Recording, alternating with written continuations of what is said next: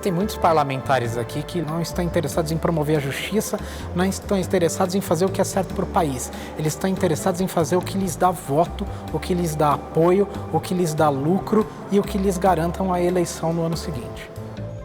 Hoje, no Brasil, a região da Floresta Nacional do Jamacim seja aquela mais estratégica para a conservação da floresta, dos serviços climáticos, da biodiversidade e do bem-estar do povo.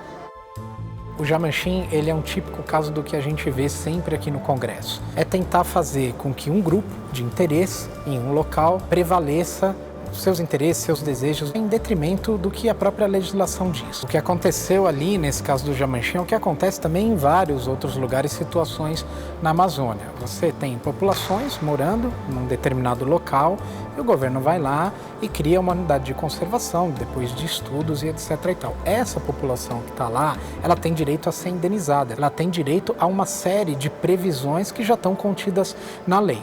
Depois de criada a unidade de conservação, depois de demarcada aquela terra pelo governo como patrimônio da União, você tem várias invasões criminosas, invasões de gente que vai para esses lugares apostando que a lei não vai ser cumprida, apostando na impunidade, grilando terra. O que muitos parlamentares estavam querendo fazer é colocar todos no mesmo pé de igualdade, como se todos tivessem entrado naquela área ao mesmo tempo, tivessem os mesmos direitos. Carreguei Jamachim nas costas para abrir estrada ali, relator.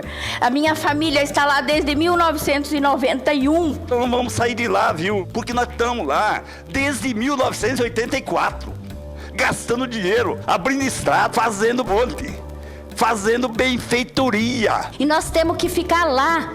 Foi o governo que nos levou para lá, onde disse integrar para não integrar. Nós temos pessoas que estavam lá antes da criação da Flona. Estamos falando de regularização ambiental ou estamos falando de legitimação da grilagem? Porque nós temos os dois casos. Quem estava antes, quem tem direito legítimo, quem é trabalhador e está lá produzindo com a sua família. E temos o desmatamento especulativo. A ocupação na floresta do Jamachim era muito menor na época de criação do que, na verdade, os políticos estavam defendendo.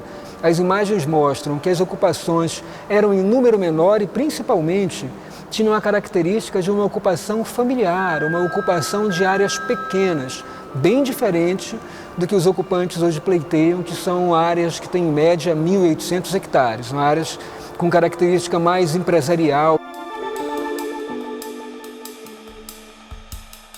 Para a gente teve uma coisa essencial que foram os dados que foram criados pelo Map Biomes. O mapa, ele é a imagem da verdade do que os números estão te mostrando. É que a gente usou essa sequência de mapas para mostrar a transformação e a ocupação do uso da terra naquela região, para mostrar que nem tudo era farinha do mesmo saco, que quando eles usavam um argumento para alguns, esse mesmo argumento não servia para outros. Essa sequência de mapas foi extremamente importante. O Congresso Nacional não é um monolito, não é um grupo que pensa igual o tempo inteiro. Existe no meio dos parlamentares uma pequena parte que é sim suscetível a bons argumentos.